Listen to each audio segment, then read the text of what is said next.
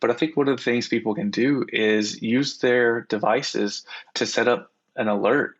Make sure that you are moving throughout the day rather than trying to get everything in, at the end of the workday. You can do something as simple as setting up your Fitbit or your Apple Watch to help you get 1,000 steps every hour. So the frequency at which you get up and move will help you get more physical activity throughout the workday.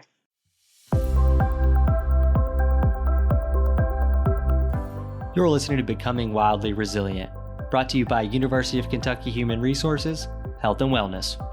In this series, we'll explore a variety of well-being topics with experts from the university community in physical, emotional, nutritional, and financial health. Join us, and together we'll discover how we can thrive at work, home, and beyond.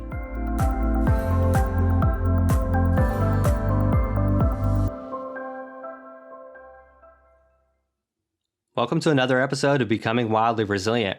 For those joining for the first time, I'm your host, Jakob Hester. And on this episode, joining me today is Ryan Mason. Ryan is an exercise specialist with UK HR Health and Wellness. He has a master's in exercise physiology and currently is getting ready to defend for a PhD in exercise physiology. He's also a certified strength and conditioning specialist through the National Strength and Conditioning Association. And he is an exercise is medicine level 1 practitioner through the American College of Sports Medicine. Today, we'll be talking about how we've been moving and what we can do to help maintain or step it up in the future. I appreciate you joining me on the show, Ryan. Thanks for having me, Jacob. So tell the listeners a little more about yourself as a person, as well as the work that you do. As Jacob mentioned, I am a full-time exercise specialist with UK Health and Wellness, as well as a full-time PhD student in the exercise physiology department here at UK. So I stay pretty busy between work and my engagement in research. On top of that, I'm married to my wonderful wife, Natalie. We have 2 amazing little girls. Giovanna is about to turn 5 and just got into sports. So that's really exciting for me. Finola is about to be 2 and she's just into everything right now. I got my bachelor's in kinesiology and my master's in exercise physiology right here at UK. In the past, I have worked as a personal trainer. I was a program coordinator for the YMCA, mostly running the youth sports programs. And since 2012, I've been working for UK Health and Wellness, first as a graduate assistant and then in my current role for about the last 3 years. Yeah, your story arc is very similar to mine, and not an uncommon one in our department either.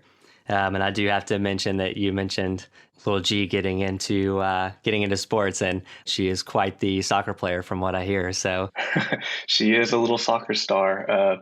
I've been telling everybody I'm so impressed. Her rookie season this year, 6 games, she got 30 goals. She's destined for greatness, maybe. So we'll have to keep an eye out. So besides something related to exercise, what is one self-care strategy that you use to recharge? I really like hobbies. I like having something to work on, something to stimulate my mind and my thought process. I retired from rugby about 2 years ago, and since then I've taken up golf. And from a self-care standpoint, golf may seem like a kind of funny response because golf can be very frustrating. But there are a lot of difficult skills to learn and perfect. And I enjoy the stimulation of learning new techniques and new skills and just the journey of making progress and getting better at something.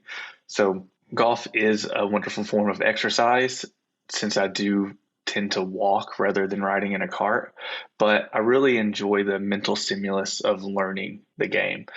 Aside from that portion of it, golf courses are some of the most beautiful places that you can experience within the city limits, and the connection I feel with nature whenever I'm out on the course is a very welcome escape from my fast-paced day-to-day life.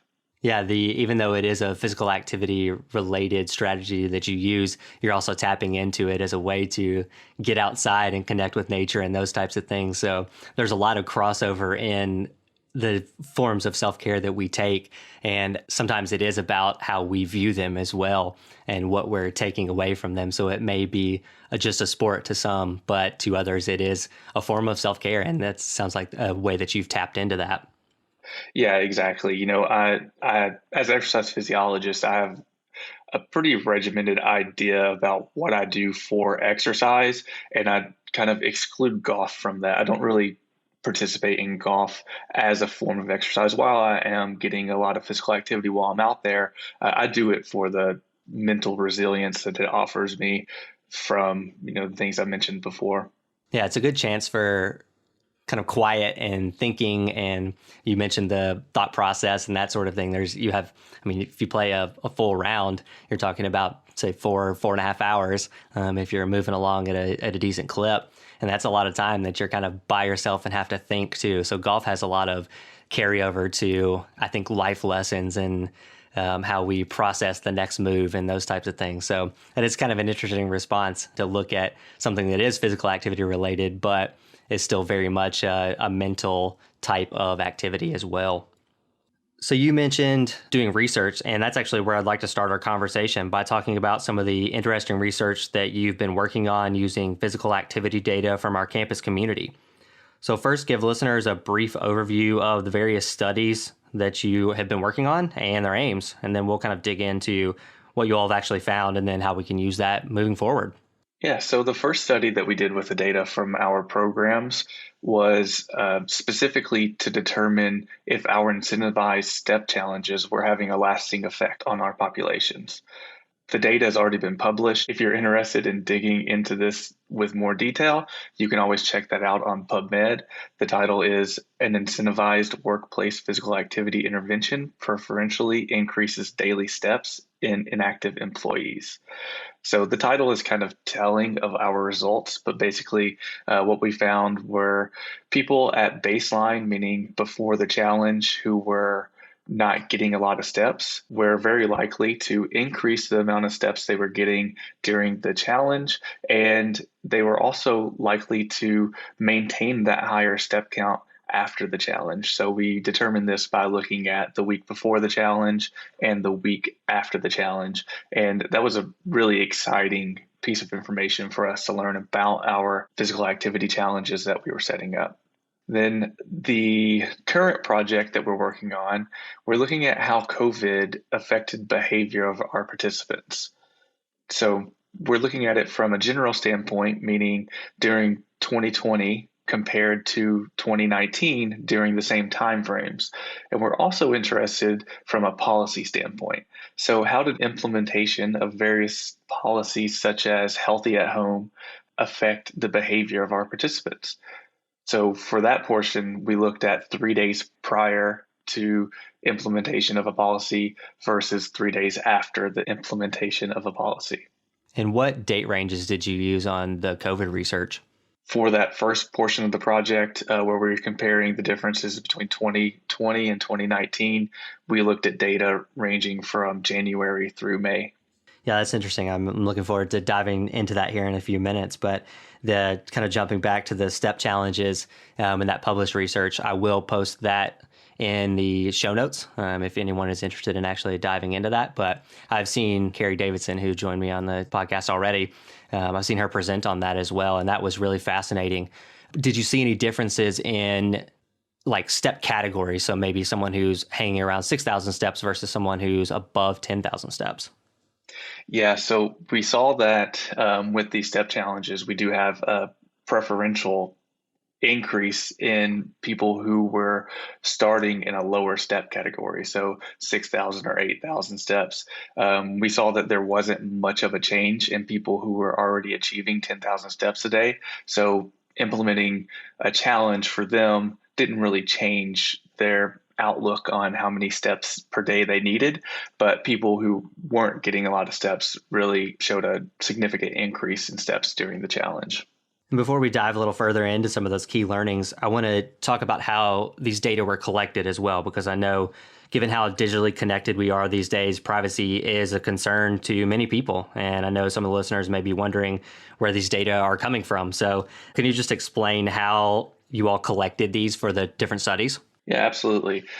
We use a third-party consolidation platform called MoveSpring, and MoveSpring has an open API with most of the fitness wearable native programs, so Fitbit and Apple Health. Garmin, all of those sort of programs. And MoveSpring pulls the data from all of these various programs and then provides us with a space to view participant step data while allowing participants the freedom to wear whatever type of device they prefer. And then how are you actually using this data? Say you're pulling it from MoveSpring. How does that data look? What are we actually sort of doing with individual level data, for example? We have individual level data, but we don't have the names associated, or we don't have any type of identifier with the data. So for our research purposes, we actually still have to go through the IRB process. And if you're not familiar with that process, IRB stands for Institutional Review Board. And basically, this is just a committee at UK that reviews proposed research methods and agendas. And this committee is set up to safeguard any human subjects, or really in our situation, human subject data. And all of our processes have to be approved, and we have to make sure that even if we have a change to our protocol, because we've started digging in the data and we realize we need to do something different, then we have to file for a change to be approved before we can even continue. Whenever we compile these data from MoveSpring to various softwares for the research analysis, every data point is coded, it's de-identified. We as researchers have no way of knowing who the data belongs to when we're doing our analysis. Yeah, so just to reiterate, when we do any sort of research like this, whether it is external published type of research or if it's just internal for our use, we're not accessing anyone's individual health or activity data, especially data that's attached to your personal information as well. We don't go in and it's not tied into, say, your HR account or into your health records or anything like that. We actually keep these things separate for a reason so that it is more secure that way. But I thought this was a good example because we haven't dug into how we've conducted research as much in the past, especially on this show with some of the guests we've had. And I know you've been pretty heavily involved. So I wanted to talk through that and reiterate that for people as well to know what we're doing with their data. Yeah, so it's interesting. Even, in the first publication that we had, I didn't have access to MoveSpring at the time, so I was a graduate assistant. So actually, I did all of the analysis for the entire study myself. But for this latest project, now that I'm a full-time employee, I do have access to MoveSpring. So I actually wasn't even allowed to do the analysis in Excel because I could potentially, not that I could potentially go back to de-identify the data. So I wasn't even allowed to look at that analysis. I just had to see the results and then write about the results. Yeah, so there's those kind of fail safes that we implement in there as well to make sure that we keep your data secure too. Right. So let's dive into the key learnings now and kind of discuss what it means in practice. You've already talked a little bit about some of the learnings that you've had, but what are some of the most interesting things that you've found either in the published research or the stuff that you're working on currently? Yeah, so I don't think that it's much of a surprise to people that COVID had an effect on our physical activity. To me, the most surprising thing that we found was there's a significant decrease in steps per day, but not in exercise minutes. So the way these fitness wearables work, they can actually differentiate between exercise minutes and then general ambient movement. So they use an algorithm to say if you're getting a certain number of steps per day, you're likely exercising, you're going for a brisk walk, you're jogging, something like that.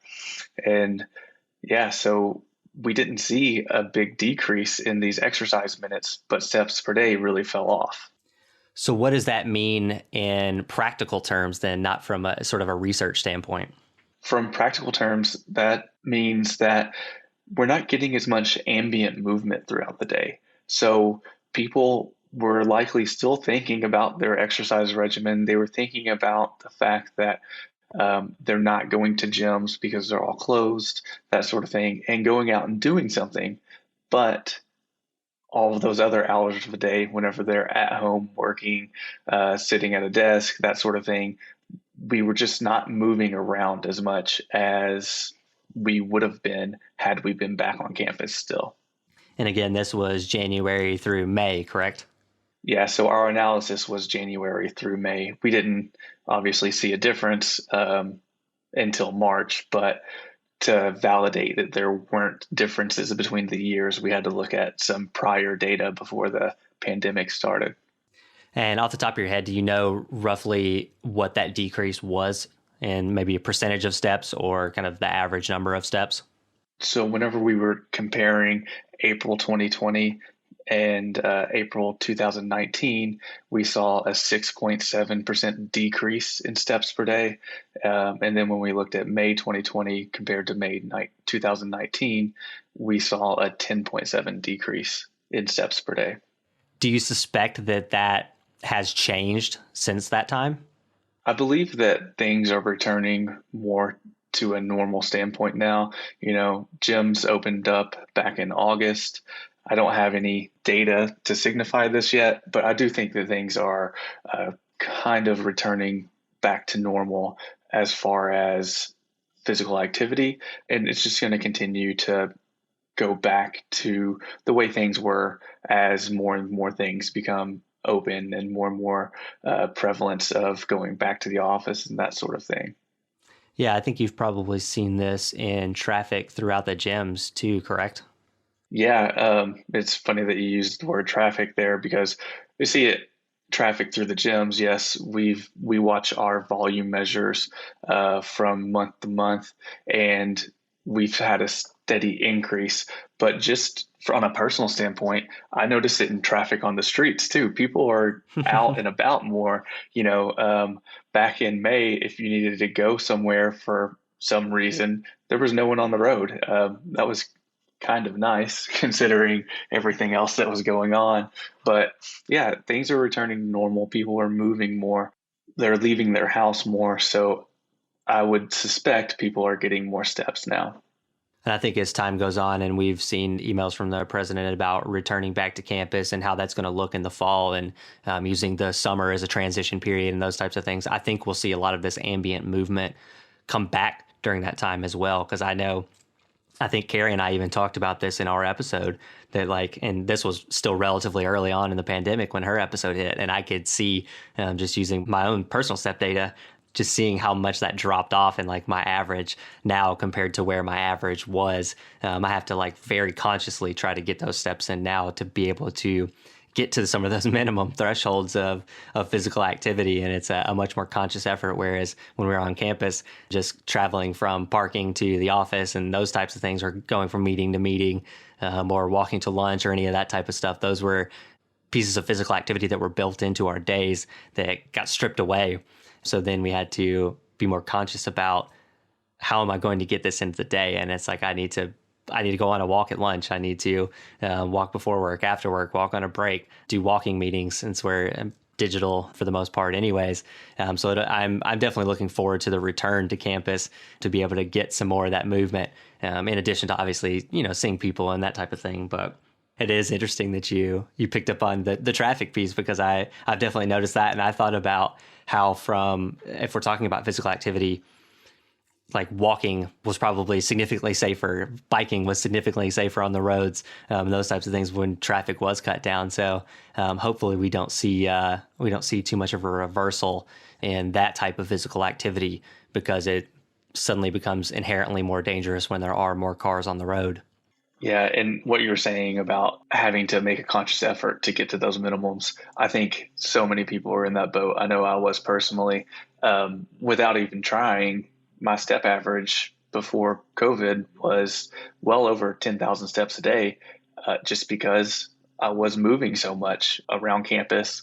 Our main office is a mile from my personal office. So every time we had a meeting for health and wellness, I have a 2 mile walk to go there and back. That sort of thing just isn't built into my day whenever I'm working from home. I was having to make an effort even to get to 6,000 steps a day some days, because that was the minimum for our Movo rewards program to be eligible for the lottery. And, I want to get my name in there, but it's just not as prevalent to be walking around whenever everything is at your house and you're working from home. Yeah, absolutely. I went through the same issues. We also just had this step challenge where you had to get 5 days out of the 7 of 6,000 steps or more. And there was definitely at least one night I can remember where it was like 9 o'clock or something. And I realized I had like 400 or 500 steps left to get. And so I had to get up off the couch and like I was stepping around my living room till I reached that threshold and got over the 6,000 because I didn't want to miss that challenge. So for those listening out there who have been through these types of things, we are literally in this field and we've gone through the same type of adjustments that we've had to make. So definitely don't feel like you're alone out there if you feel like your movement has dropped off and you've had to adjust in some way to get those steps in or get that physical activity in or get that exercise in that you maybe previously were doing. Right. And that's why if anybody listening follows our blog, we have talked a lot about compassion and being able to forgive yourself for having a reduction in your physical activity and move forward. Don't get down on it because it has been hard for everyone, even, people like myself who are very passionate about physical activity. Yeah, absolutely. That's a great point. And actually, since you brought up the blog, do you want to go ahead and explain what you all have been doing for quite a while now, actually? Yeah, so we started the blog pretty much immediately after the pandemic started because a lot of our day-to-day operations are running a gym and the gym was closed. So we were looking for ways that we can still get information out and we can still connect with people and talk about physical activity. So we pretty significantly increased our presence on the blog. I think before that, we'd only had a few posts and now we post daily. Right now, our structure is we kind of have a monthly theme and we break that down even further into a weekly theme. So we try to provide some information regarding a topic for a week, and then we try to build some workouts for a week that are related to that same topic. And it's been really good. Our virtual presence is so much better now than it was before COVID. And, if you're looking for silver linings, we always wanted to increase our virtual presence because we do have employees in all 120 counties in Kentucky, and we were having trouble reaching a lot of them. But now I think we've filled that void with our blog presence. And then this is also a good time to mention our virtual group fitness classes and our virtual MoveWell membership. Yeah, go ahead. Yeah, explain those as well. Yeah, so we have incorporated a new branch of MoveWell. We have the virtual membership that's $5 a month. You get access to our 10 group fitness classes that are held on Zoom. And then we have a virtual library of classes ranging from when we started recording them in March up to present day.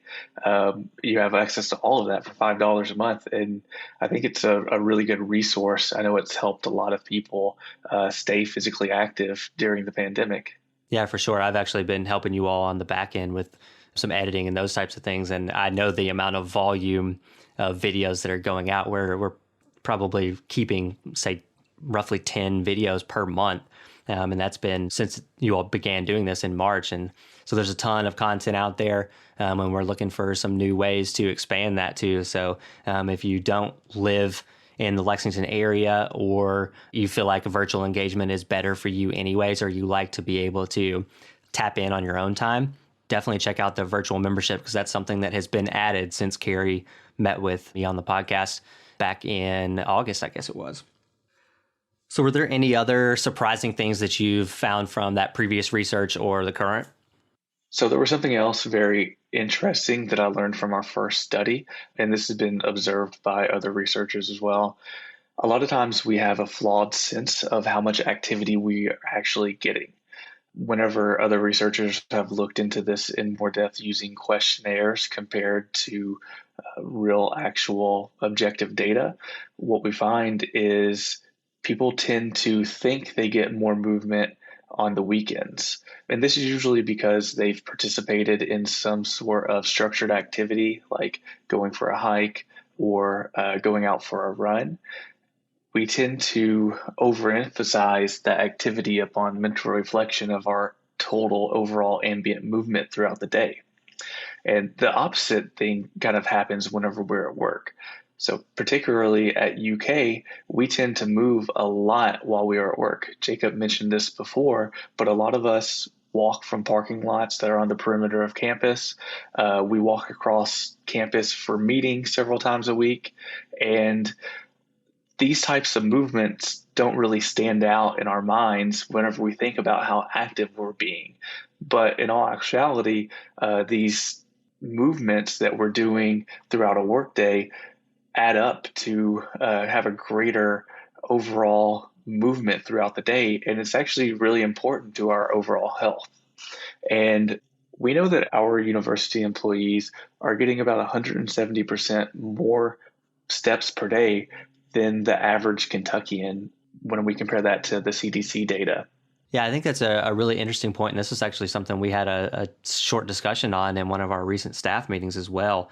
And for me, I think what it really highlights is the difference between physical activity and exercise and how those might be perceived as well. Is there anything like in the data about that, or maybe just explain sort of the difference between how we view physical activity and how we view exercise?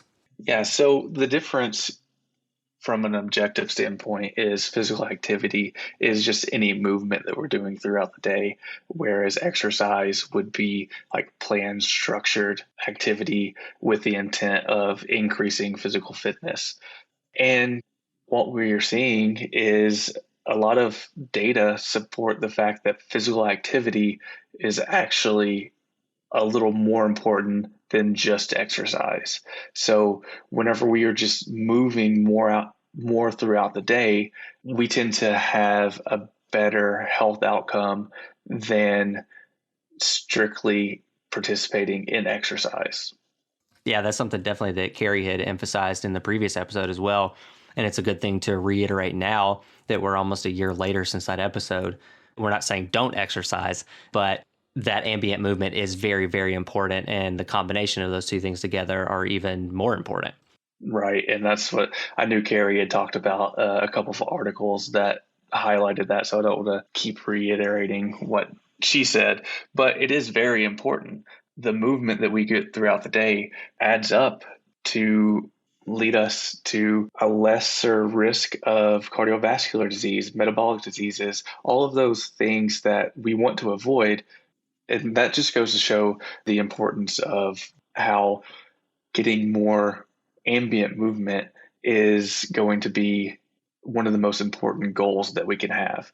Making sure that we're getting those steps in, making sure that we're getting up frequently and moving around versus just exercising and not doing anything else during the day.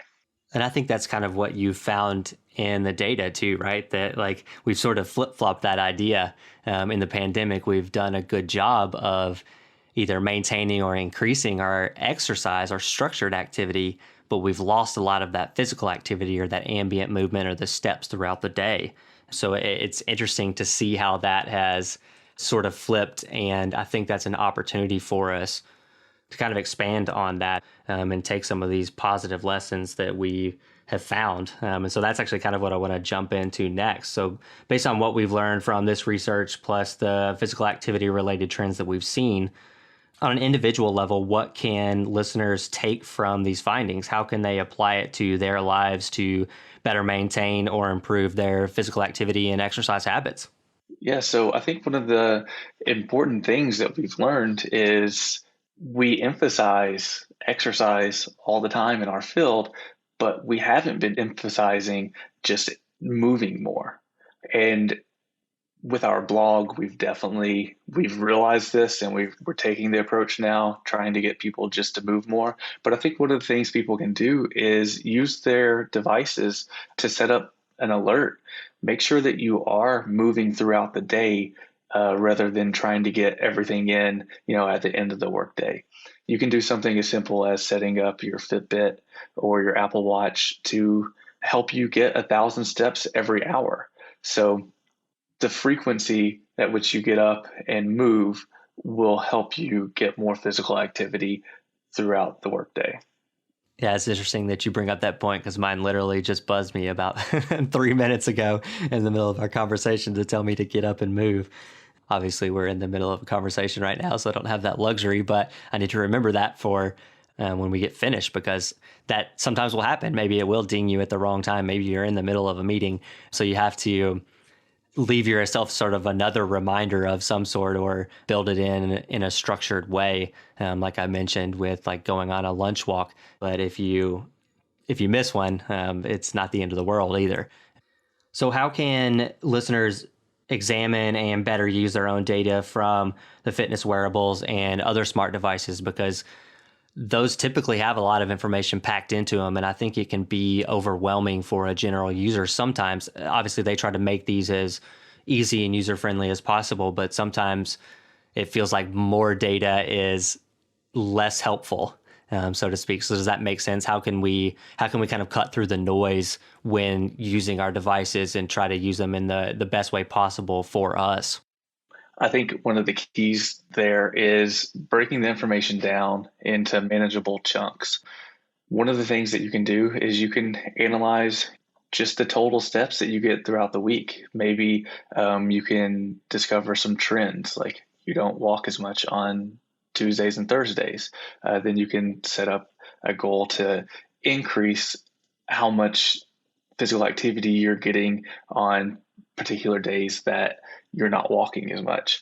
A lot of these activity trackers, you can even break down and see when you're moving. So maybe you notice that you're only getting like 2,000 steps on a daily average between when you wake up and lunchtime, and the majority of your steps are coming after lunch. So maybe then you could implement like a morning walk before your first meeting, or at some point that's convenient for you, to try to get more movement in that time period where you're not moving as much. And is there a benefit between kind of piling all your movement into sort of one big chunk versus spreading it out through the day? So say, if we look at the guidelines of getting 150 minutes of moderate intensity physical activity per week, is it better in big chunks, or is it better to sort of spread that out through the day or through the week? So objectively, we say exercise is cumulative. So it all adds together. I would argue from a holistic standpoint that spreading it out is better, because we don't have those same amounts of sedentary behavior. So if you are waiting to the end of the day to get all your steps in, and you're doing this one big exercise session, you may have spent 8 hours sitting in a chair. And we know that this increased sedentary behavior can actually counteract the positive benefits of exercise. So spreading your exercise out ends up increasing how much you're moving, but also decreasing how much you're sitting in one location for a prolonged period of time. Yeah, and I think it becomes very individualized for folks as well. Maybe you don't have the flexibility in your workday to move as much as you'd like, so you have to adjust and maybe chunk things together in those bigger chunks to be able to get that movement in. Where somebody with a little more flexibility, it may work out better to do it in small chunks because it's easier to manage those small amounts of time, and it doesn't feel like it's an overwhelming process or one more thing to do, when it is sort of these small timed chunks that you are piecing out across the day or across the week or something like that. So you mentioned goals as well, and we've actually talked about that briefly on the show as well, when we specifically mentioned SMART goals. So first, explain what SMART stands for, and then we'll run through a hypothetical and actually dive into SMART goal setting. Yeah, so SMART is an acronym meaning specific, measurable, obtainable, relevant, and time-based. Let's break down each one of those. So specific, that's what exactly it is that you want to achieve. So you have to sort of clearly identify what it is that you're working towards. When you're talking about measurable, to understand whether you achieved what you were trying to achieve, you have to measure it in some way. So how are you going to determine how you're making progress? attainable. That's sort of the realism that you're putting on there. Where are you at currently? And then how can you make that challenging but still achievable? And then the relevance, that's ensuring that you are doing something that you truly want. Does it make sense for you? Not just something that you read on the internet that everybody is saying that you should be doing. And then the time base, it's always good to give ourselves a time frame around when we want to achieve something. So setting some sort of initial timeline for yourself. So say I come in for a consult and I'm looking to find some more ways to move more. And we determine that I'm not getting enough physical activity, specifically cardio. And so I come in with the goal of, I want to do more cardio. What do we do from there? So if someone comes to me and they're wanting to increase the amount of cardiovascular exercise that they get, we can apply the acronym for SMART goals to that. For specific, we know that we want to increase how many minutes they're getting. Right now, you could potentially be getting 0 cardiovascular exercise minutes, and we want to increase that. For measurable, that one's a pretty easy one to account for because we're just going to keep track of how much exercise you are getting.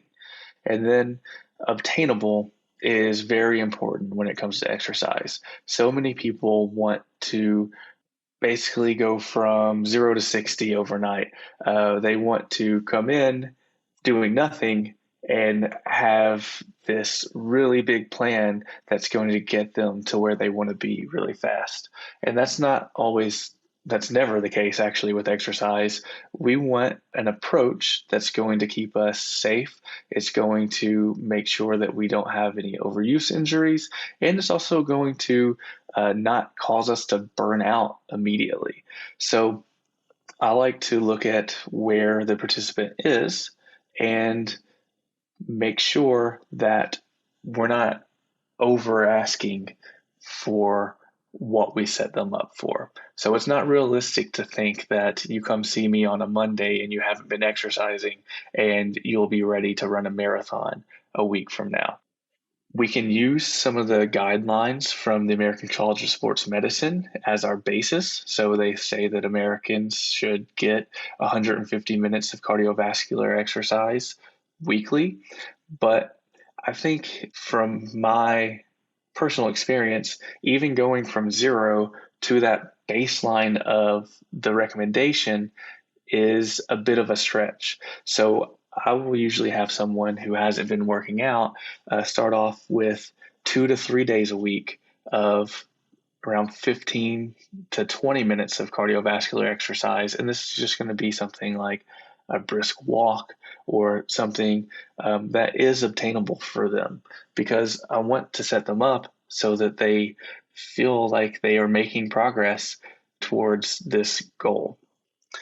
For relevant, once again, with this, we want to make sure that we're choosing a type of exercise that the person can do, right?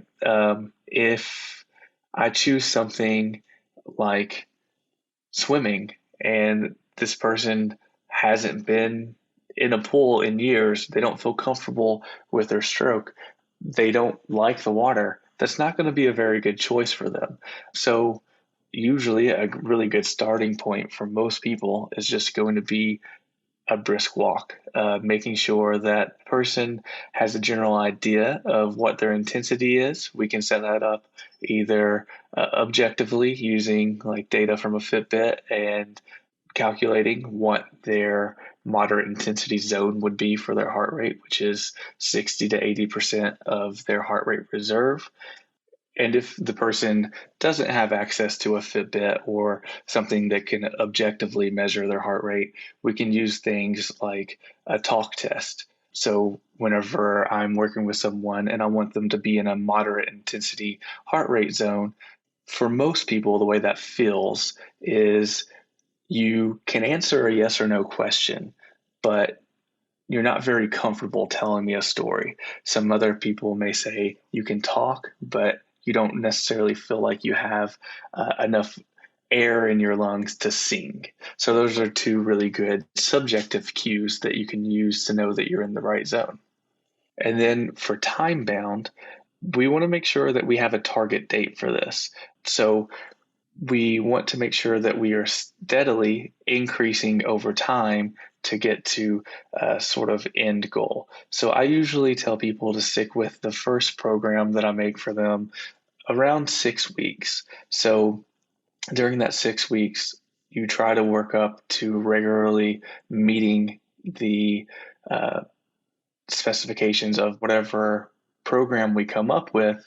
And then after 6 weeks, we can bring you back in and we can reevaluate where you are and see if we can then make some progress, or maybe we can go through this whole system again and we can develop a new goal to move forward and get you closer to what those recommendations from the American College of Sports Medicine are. A specific example then would be like, I say I want to come in and do more cardio, but we find out that I've really only been walking for, say, I don't know, 90 minutes per week or something like that at a moderate intensity. So do more cardio turns into something like I will walk 5 times a week for 30 minutes at a moderate intensity pace for the next 4 weeks. Right. So it becomes very specific in that, like, how long and how many days that I'm going to be moving. It's measurable. That's where this intersection with technology and using your wearables or even just pen and paper also work there. It's attainable. It's really not a huge increase. We're adding, say, 1 or 2 more days of extra walking for me as like a dedicated mode of exercise.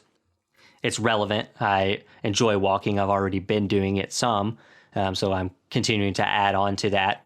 And then it's time-based. So I knew I wanted to do it for the next 4 weeks. And then at the end of that 4 weeks, I can reevaluate and I can revisit this SMART acronym and continue to build upon that each time. And I think a couple of the things that you mentioned in there that were really good were related to that attainability and it being realistic to you.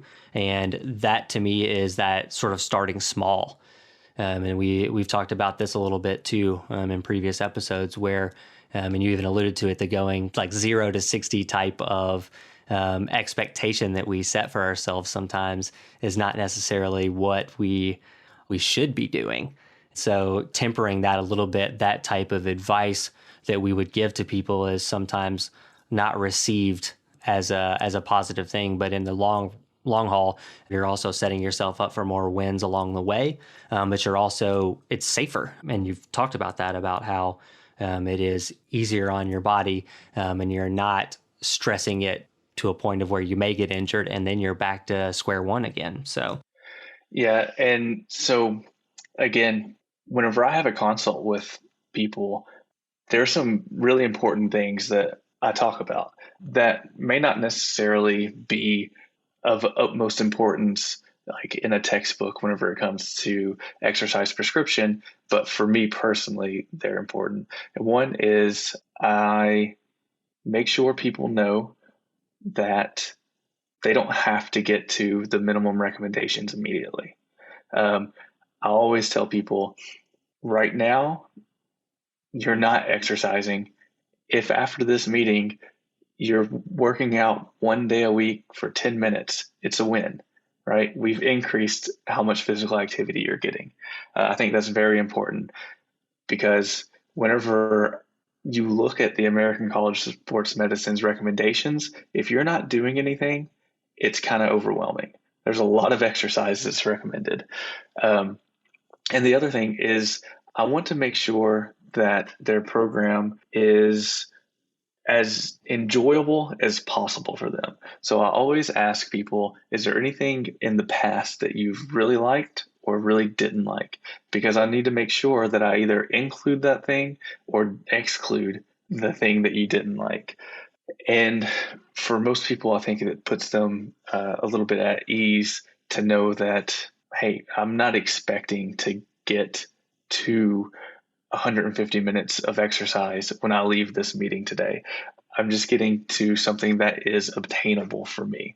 yeah, but I think that's a really good way to cut through a lot of the noise that we see in, say, social media or on various external blogs and those types of things where these false expectations are set upon us as individuals and what we should be doing related to physical activity or exercise, or any sort of thing that is in the wellness realm, that a lot of times breaking it down this way and making it more tangible, more specific, and I guess just going through the SMART acronym, putting all of these things on them and making them relevant to ourselves is really a key piece of continuing to get better, no matter what goal that is that we have for ourselves. So the SMART goal setting can be applied to any sort of goal.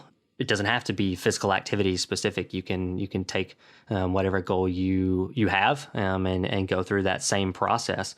And I think it just gives you kind of some clear guidance on what it is that you're wanting to do, and more or less a roadmap of how to get there. So what are some other positive habits you think people have picked up over the last, say, year and a half that they could continue to build upon moving forward? So I do think people are taking more walking breaks. You've mentioned that you're doing it yourself. I know I'm doing it. I think that that's one of the positives that we can say has come out of this. People are trying to get out and walk more. Keep it up. Even when we go back to campus, still take your morning walk, still go for a lunch walk, even though we are going to be moving more throughout the day because of these other things that we've talked about. Don't let those little walking breaks that so many people have built into their lives go, because at the end of the day, we still want to get more physical activity. So keep that up. Yeah, it's not only good for you physically, it's good mentally as well. And I think I've mentioned this probably on previous episodes as well, that like things like creativity or problem solving tend to flow a lot better when you kind of remove yourself and do an activity like walking. It allows your brain that freedom to explore. And usually that's where that sort of aha breakthrough type of moment will typically come too. So it's definitely good to build upon. And I think about what we've learned with the ambient movement versus the dedicated exercise. We're doing well with exercise. So keeping that up and adding back in that ambient movement should, in theory, help us kind of get back to and beyond where we previously were, so that this sort of quote unquote new normal is actually better than where we left off. And then kind of looking more generally, what about us? How can we as, say, health and wellness or as a campus community use this information that we've learned to better support our fellow employees, spouses, and retirees? So from a professional standpoint, what we at MoveWell are doing is we're trying to just continue to encourage more intermittent activity. You can see it in our blogs that we've been doing. One of our general themes, if you watch our Friday fitness chats that Carrie and I do with the graduate assistants, we're just saying move more, right? So not very specific if you're looking at SMART goals, but we just want people to move more throughout the day. So we're posting workouts that you can do at your desk every hour on the hour, spreading out typical exercise session over the course of 8 hours instead of doing it, in 30 minutes after work. Just this intermittent activity, breaking up the sedentary time that we have sitting in one location, is really what we're focusing on as a result of what we've seen from our research. And then I think from a community aspect, when you are returning to the office, if you've been at home, bringing coworkers along with you, it's another chance to connect as well. I mean, for those of us who have been working from home, we've had limited interaction with our coworkers, particularly like in person, over the last year or so. So take that time to kind of double dip and get that connection time with each other, but also you're not just sitting around doing it. Maybe you're getting to re-enjoy campus again as well, because we know we have a safe, walkable campus that is very pretty. So there's lots of different ways to incorporate that into the workday and to incorporate each other, so that we're checking off multiple boxes like connection, like physical activity, like getting outdoors and taking breaks and those types of things that are really beneficial for our overall well-being. So we've talked a little bit about technology and data on this episode. So are there any resources like apps, devices, podcasts, websites, even, books, anything like that that you think would add value to listeners' lives that you say personally really like or that you recommend to others when you do something like a consult? Yeah, so there are so many apps out there. The health and fitness industry is really saturated with apps. There are a couple that I use. One is an app called Tabata.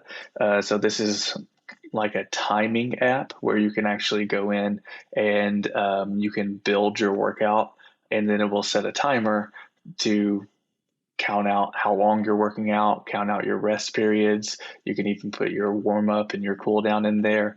If any of you listeners have watched any of the group fitness classes that I've been teaching virtually, that's the app that I use that you hear in the background.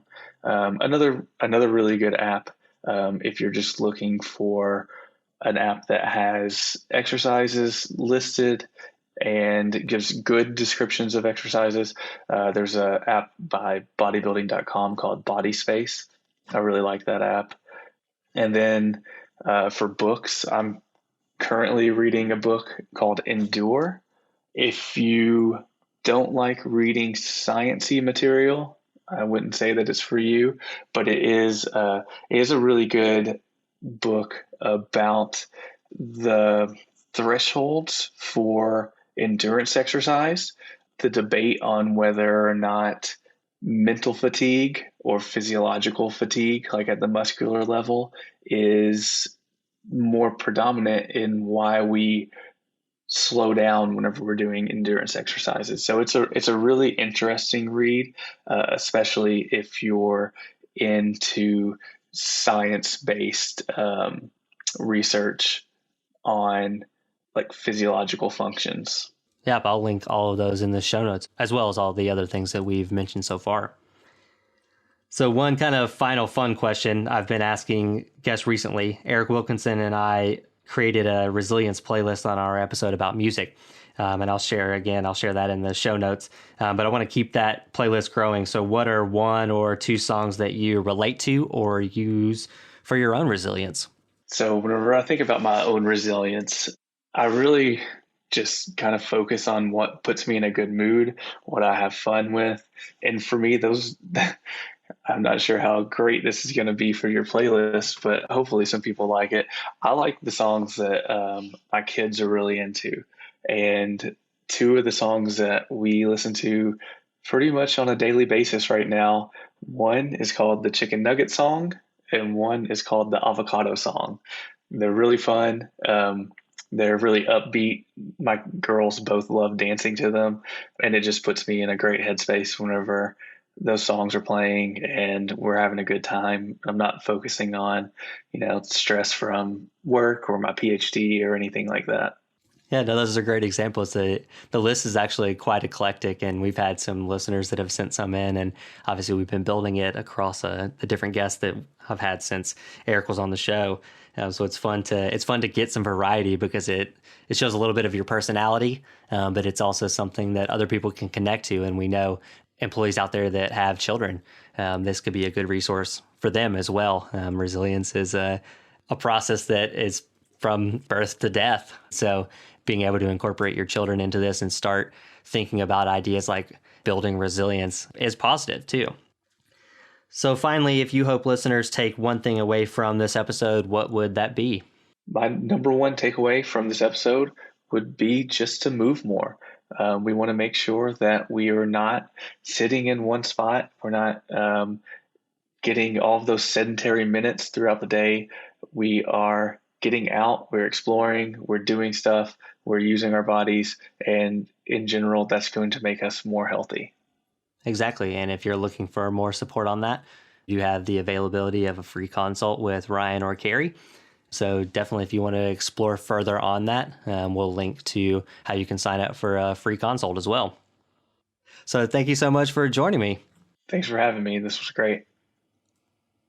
That'll do it for another episode of Becoming Wildly Resilient. I hope you found our recent research as interesting and informative as we have. and that you also learn some ways that you can use your own data and SMART goal setting to move more in more meaningful ways. This episode also marks 1 year of the show. Whether this is the first episode you've listened to or you've listened to all 12 full episodes so far, thank you for joining me.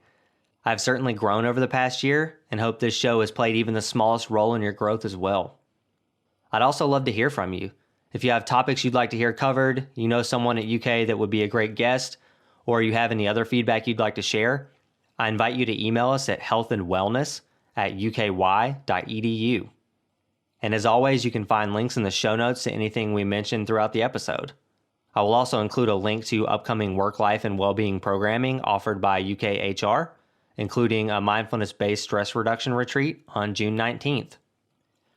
Also, be on the lookout for 2 new series kicking off in July. The first is a short presentation series on optimizing your sleep that is happening on Thursdays from July 8th through July 29th. You can also join us for 7 weeks of holistic well-being support for your body and mind with Happy Healthy Human that will begin on Wednesday, July 14th. Until next time, take care of yourself and others, and stay well.